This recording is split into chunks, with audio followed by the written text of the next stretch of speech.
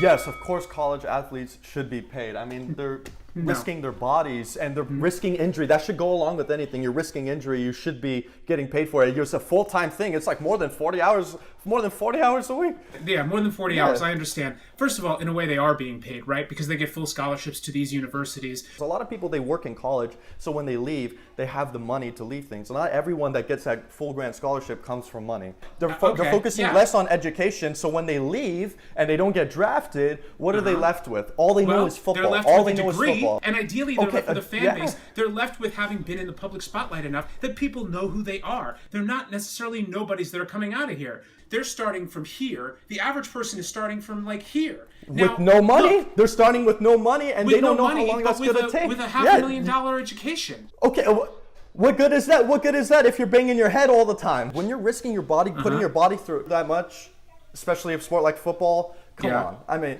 you're 100% right. The injury thing is like, it's a very real concern, but it's also something you sign up for when you play sports, right? Like, you are signing up for putting your body through the ringer, and these players do. And like, the best of the best excel, and like, and sometimes that could be a benefit of school too. You get through school, you get a degree. If you get seriously hurt, maybe you realize like, this isn't for me and I shouldn't be going into this. It could save them in the future of like going in and trying to go pro and potentially hurting themselves even worse, right? Like, so it's not just an education in terms of a degree, it's a life education.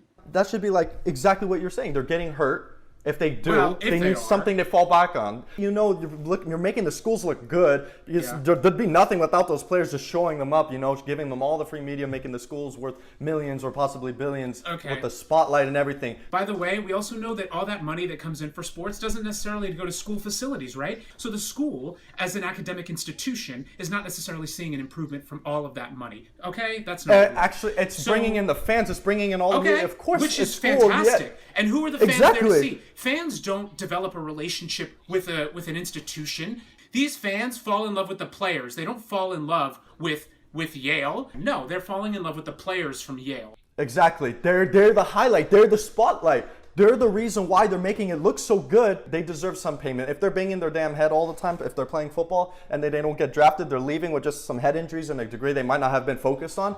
They need something to fall back on. I want to argue that I feel like they are getting paid. They're getting full scholarships to ideally prestigious institutions. No, you're playing for more than 40 hours a week. You're playing more than 4. Even it could go way longer than, not counting games or anything. The media attention, press conferences, games, practice. You don't know how long that can go. They don't have time to focus all that time on schoolwork and everything like that. They may be getting a degree, but they're not promised chances of getting drafted. Take away all of that? Come on.